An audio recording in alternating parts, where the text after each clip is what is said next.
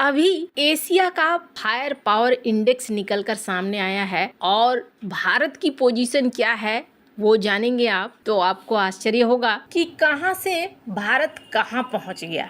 पर इन सब के बीच में एक बड़ा ही डराने वाला बयान दिया है भारत के आर्मी चीफ ने और उन्होंने कहा है कि अब दुनिया में लंबी शांति नहीं आने वाली है। जानेंगे जियोपॉलिटिक्स में क्या कुछ चल रहा है। हमेशा की तरह जानने को मिलेगा बहुत कुछ। आइए जानते हैं इन खबरों को विस्तार से। अभी हाल फिलहाल में भारत कई ऐसी चीजें कर रहा है जो चाइना को भी सकते में डाल रहा है। कल हमने आपको बताया था कि किस तरीके से एक प्रसिद्ध राइटर हैं जिन्होंने ये कहा कि अमेरिका को अब डर लगने लगा है कि चाइना और भारत जैसी शक्तियां अब इस रफ्तार से आगे बढ़ रही हैं कि सुपर पावर का ओहदा बनाए रखना मुश्किल होगा। और ये बात भी सही होती हुई दिख रही है। भारत की बात करें तो भारत ने जो रफ्तार पकड़ी है इसका अंदाजा पहले किसी को नहीं था। अभी स्क्रीन पर एक आर्टिकल देखिए जिसमें ये कहा जा रहा है कि इंडोनेशिया के साथ जो भारत बातचीत कर रहा है, इस बातचीत में न सिर्फ इंडोनेशिया को ब्रह्मोस मिसाइलें दी जाएंगी बल्कि इंडोनेशिया अपना नए बटालियंस को बना रहा है और उनको भी हथियार दिया जाएगा। यानी कि इंडोनेशिया को अच्छी खासी हथियारों की सप्लाई भारत करेगा। पहले ये चीज सोची नहीं जा सकती थी। इंडोनेशिया जैसे देश में भारत डिफेंस एक्सपोर्ट को बढ़ाएगा। पहले फिलीपींस में और अब इंडोनेशिया में। हालांकि चीन को ये अच्छा नहीं लगेगा, लेकिन चीन के सस्ते और सस्ती क्वालिटी के हथियारों से अब धीरे धीरे दुनिया दूरी बना रही है। पर ये जो जगह है ना, ये जगह आसानी से नहीं मिल रही है भारत को। आपको बता दूं, एक समय था, आप खुद ही अंदाजा लगा सकते हैं, 1948 का समय। 1947 में आजादी मिली और भारतीय वायुसेना के पास बहुत कम संसाधन थे। कश्मीर युद्ध के दौरान पाकिस्तानी घुसपैठियों और कबायलियों को रोकने के लिए, यहाँ तक कि श्रीनगर में अपने सैनिकों और सामान को एयरलिफ्ट करने के लिए उस समय भारत को विमानों की खूब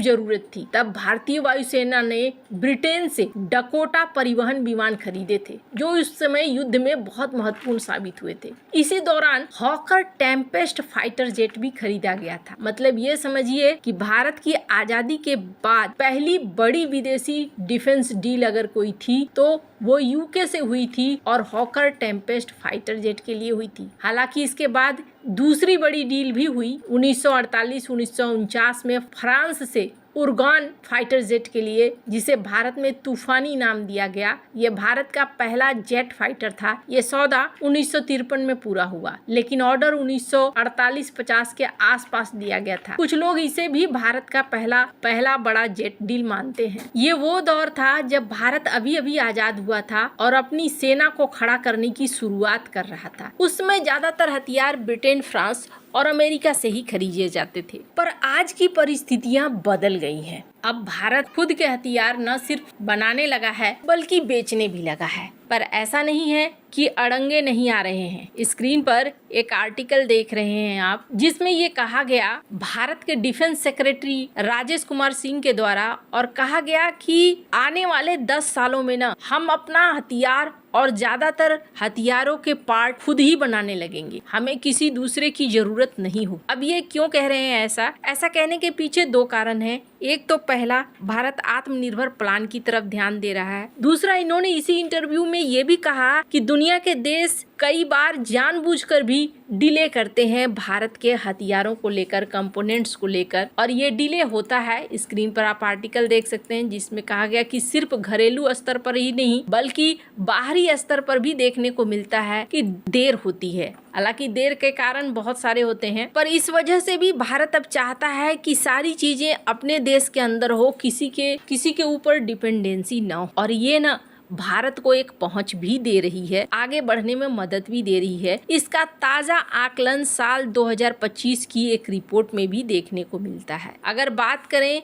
दुनिया के ऑर्डर की, तो यहाँ पर फायर पावर इंडेक्स ने जो रिपोर्ट निकाली थी उसमें 1 नंबर पे है अमेरिका की। दुनिया का सुपर पावर वाली हैसियत अभी भी अमेरिका ने बरकरार रखी है। दूसरे नंबर पे है रूस, तीसरे नंबर पर है चाइना, चौथे पे है भारत, 5वें पे साउथ कोरिया, 6ठे पे यूके, 7वें पे फ्रांस, 8वें पे जापान, 9वें में तुर्की और 10वें में इटली। लेकिन जब यही फायर पावर इंडेक्स एशिया की बात करती है तो एशिया में नंबर 1 पर रूस को रखा गया है, नंबर 2 पर चाइना को रखा गया है, नंबर 3 पे भारत को रखा गया है, चौथे पे साउथ कोरिया है, 5वें पे जापान, 6ठे पे तुर्की, 7वें पे पाकिस्तान, 8वें पे इंडोनेशिया, 9वें पे इजराइल। हालांकि ये जो इजराइल की पोजीशन है, इस पोजीशन को देखकर भी ऐसा लगता है कि पता नहीं ये लिस्ट किस हिसाब से बनाई गई है। इजराइल जिसने ईरान से लेकर मिडिल ईस्ट में कई सारे देशों को नाको चने चबवा दिया है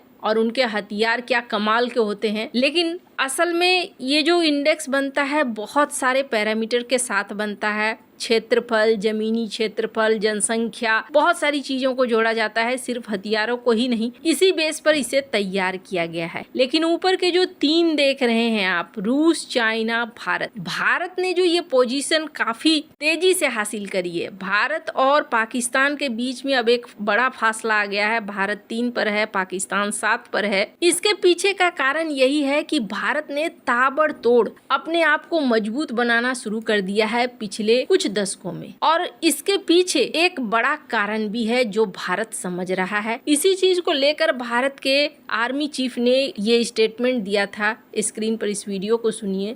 To the wider strategic landscape we operate in. We are living in an increasingly multipolar world where major powers are continuously jostling and competing. The world has moved from the Cold War's bipolarity through a brief unipolar moment into an uncertain and fractured order. The long peace is declining and comprehensive conflicts are on the rise. In a world with over 50 ongoing conflicts, saying that we live in a turbulent times may actually be an understatement. So if the globe is swiveling towards national security, deterrence, and war fighting, it inevitably raises a fundamental question for us. How must the Indian military transform to remain decisive and ready in this rapidly evolving global landscape? So the starting point to this question lies in the vision of Honorable Prime Minister, 5S approach, that is Samman, Samvad, Sahyog, Samriddhi and Suraksha.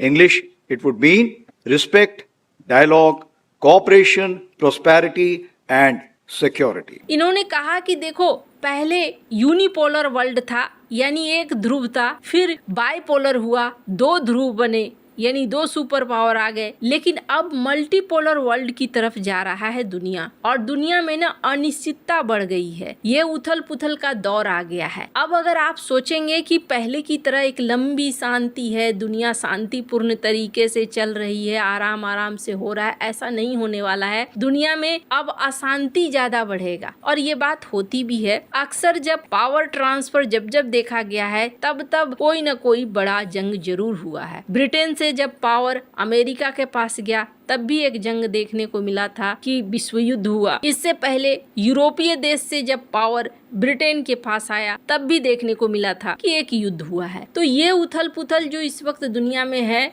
ये आने वाले लंबे समय तक रहेगी, और इसका हम लोग देख भी रहे हैं। रूस यूक्रेन के बीच में युद्ध का माहौल, ताइवान चाइना के बीच में युद्ध का माहौल, जापान और चाइना के बीच में युद्ध का माहौल, भारत और पाकिस्तान के बीच में युद्ध का माहौल, अफगानिस्तान पाकिस्तान के बीच में युद्ध का माहौल, अफ्रीका देश में तो ज्यादातर देशों के अंदर खुद ही गृह युद्ध और एक दूसरे से लड़ना भिड़ना तय है। ऐसे में जो इनका स्टेटमेंट है वो बिल्कुल सही है। आपको क्या लगता है इन सब मामले में, आपकी क्या राय है, कमेंट कर जरूर बताएं। जल्द मिलते हैं अगले वीडियो में नई खबर के साथ।